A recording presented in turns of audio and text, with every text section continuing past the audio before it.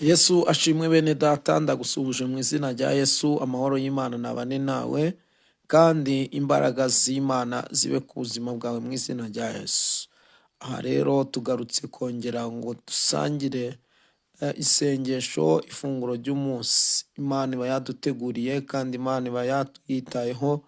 Imana iba yagutekerejeho kugira ngo uze kwirirwa umeze neza, uze kubaho ariko ufite n'ibitunga ubugingo. Reka rero uyu mwanya ngo hikaze aho uherereye hose, ku migabane itandukanye, mu bihugu bitandukanye, ku masaha atandukanye, mu mirimo itandukanye. Utwaye imodoka, utwaye moto, utwaye velomoteri, utwaye igare, utwaye ifuso, utwaye imodoka rukururane, uri nijoro cyangwa se uri ku manywa, uri muri ofisi cyangwa se wagiye kwaka serivisi, utonze umurongo cyangwa se urindiriye guhabwa serivisi.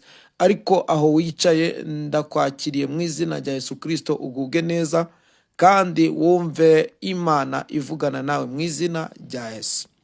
Reka rero nanone tukuragize Imana, dusenge hanyuma tukubwire ijambo ritunga ubugingo. Mana, mu izina rya Yesu turagushimiye, uri data wa twese, izina ryawe rihimbazwe. Nta yindi mana ihwanye nawe, uravuga bikaba, wategeka bigakomera, izina ryawe rishimwe.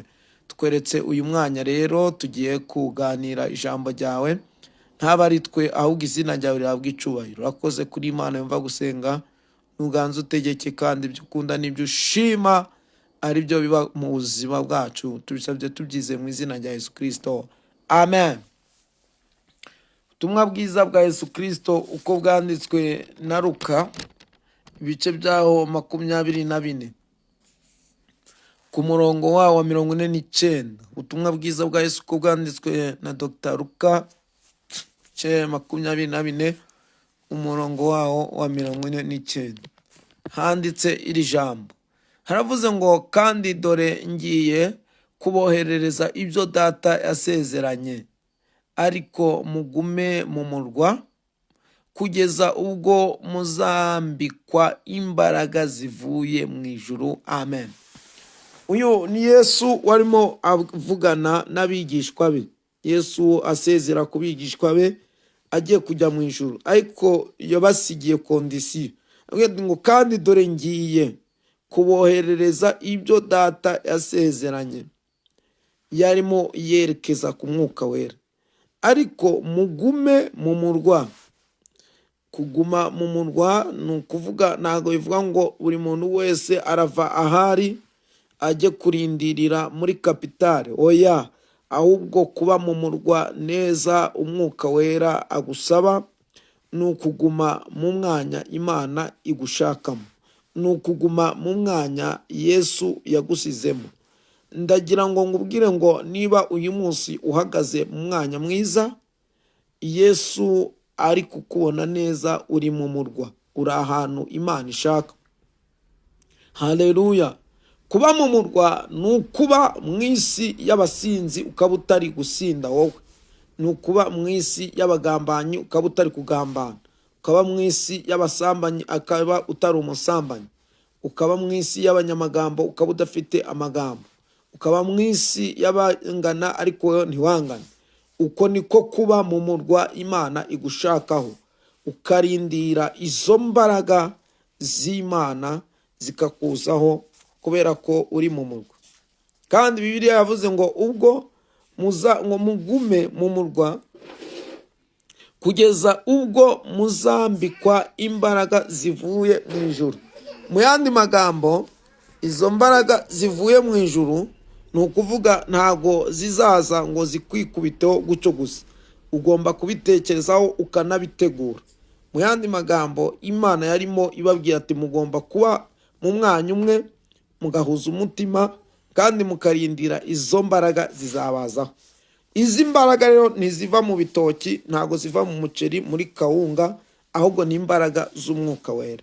Izi mbaraga rero zivuye mu ijuru rero nizo zitubashisha kuba mu isi irimo imbaraga zitandukanye, ariko izi mbaraga zavuye mu ijuru zibasha kwicarira no kunetraliza izindi mbaraga zose ziba mu isi.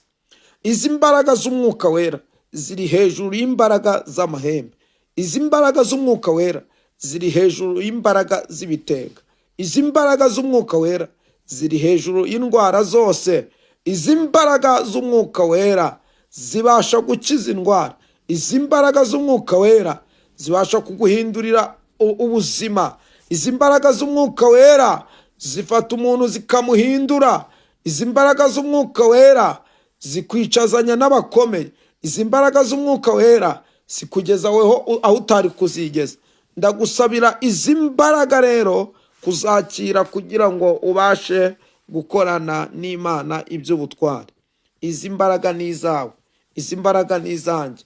Ntabwo Imana yazigeneye abize ivuge ngo abatarize ntabwo ari izabo. Ntiyazigeneye abanyacaro gusa ngo abanyamujyi ibareke. Ntiyazigeneye abana ngo abakuru ibareke. Ni izawe, ni izanjye, ni iz'abize, ni iz'abatarize, ni iz'abatuye mu mujyi, ni iz'abatuye mu cyaro.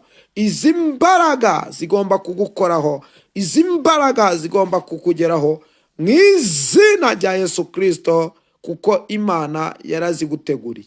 Imana iguhe umugisha, weho wadukurikiye, weho uduteze amatwi.